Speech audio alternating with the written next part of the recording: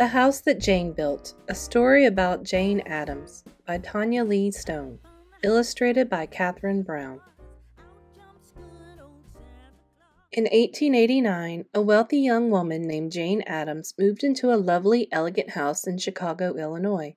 But instead of moving into a lovely, elegant neighborhood, she picked a house that was smack in the middle of one of the filthiest, poorest parts of town. Why would a wealthy young woman do this when she could have lived anywhere?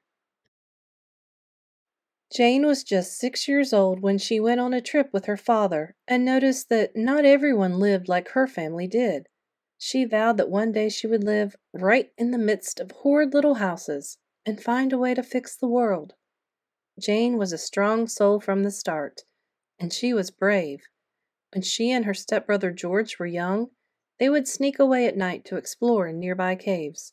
Once, Jane lowered George over a cliff on a rope to spy on an owl in its nest. Jane was smart. She read and read from her father's book collection, which doubled as the town library. Most girls did not go to college then, but Jane's father believed women should be educated. She went to Rockford Female Seminary and graduated at the top of her class. But when school was over, she wasn't sure what to do with her life. That same summer, her father died. Jane was lost. About 2 years later, she and her friends traveled to Europe. They went to the theater, the opera, and many beautiful places. But then Jane saw something in London she couldn't forget. People in ragged clothes with outstretched hands, begging a cart vendor to buy his leftover rotten fruits and vegetables that hadn't sold at market. The spoiled food was all they could afford.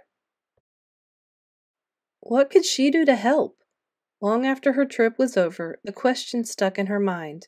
She remembered how she felt when she was 6. Jane traveled to London to learn about a place she had heard was helping the poor in a brand new way.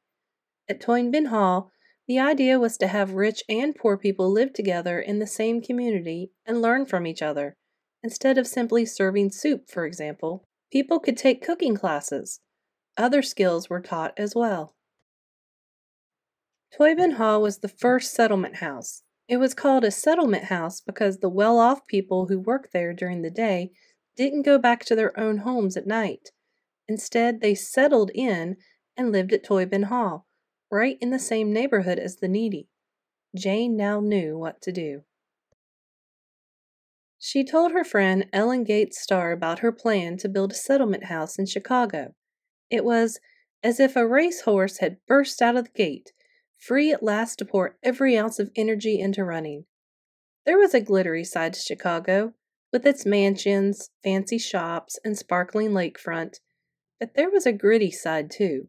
1 million people lived in Chicago in 1889. Most were immigrants, people who came from other countries. They came for a better life, but they didn't speak English. That made it hard to find good jobs. Many needed help. Jane found the perfect house. It had big rooms with high ceilings and marble fireplaces, and it was in one of the worst neighborhoods in the city. Garbage lay rotting in the streets, piled high. Large families were crammed into tiny, ramshackle houses with no running water. The smell from backlot outhouses hung in the air. Rough boys ran the streets, stirring up trouble because they had nothing to do. The house had belonged to Charles J. Hall, and he had left it to a wealthy cousin named Helen Culver. At first, Jane paid rent, but after she told Helen what she had in mind, Helen gave her the house for free. In thanks, Jane named it Hall House. Jane moved in on September 18, 1889. The very first night, she was so busy and excited that she forgot to lock a side door before going to sleep. But no one broke in. She decided to leave Hall House unlocked from then on, so people would know they could come in at any time. People who didn't have enough to eat, or had no shoes on their feet, or had just lost a job, began to find their way to Hall House. Of course, it wasn't always peaceful. Once, a couple of boys threw rocks at the house and broke a window. Instead of getting upset, Jane took it as a sign to give the neighborhood kids something to do. She had her own way of looking at things. Another time, Jane discovered a man in the house looking for something to steal. He tried to jump out a window to escape, but she showed him the door so he wouldn't get hurt. When he broke in a second time, she asked him why. He said he was out of work and had no money. Jane told him to report back the next morning. When he did, she gave him a job. Jane spent her own money running Hull House and asked other well-off people to donate too. She did not want to be paid for working there. Even when people gave her gifts, she gave them away. Her friends teased Jane about this. One friend gave her new underwear with her initials just so Jane couldn't pass them on. But she did. Any problem Jane discovered, she tackled. No running water in houses meant no easy way to bathe. This led to sickness, so Jane put in a public bath. People flocked to it, which helped her convince city officials they needed to build more public baths. No safe place for children to play? Jane talked a wealthy man into giving her the lot he owned near Hull House. Workmen tore down the shabby buildings and turned the lot into a playground. It was the first one in Chicago. Little kids home alone because their parents had to work 14 hours a day?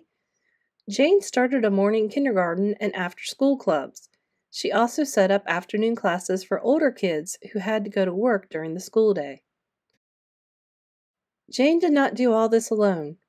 Ellen Gates Starr was her partner from the start. Many other smart, generous people moved into Hull House and helped. They taught literature, art, English, math, science, and cooking. Soon there was not just one building, but 2, then 3, and 4, and more. By 1907, Hull House had grown into 13 buildings, including a gymnasium, coffee house, theater, music school, community kitchen, and an art gallery. By the early 1920s, more than 9,000 people a week visited Hull House. The house that Jane built brought all kinds of people together and helped those in need. It changed a bad neighborhood into a great and strong community. Hull House transformed the lives of all who stepped inside. Today, every community center in America, in large part, has Jane Addams to thank.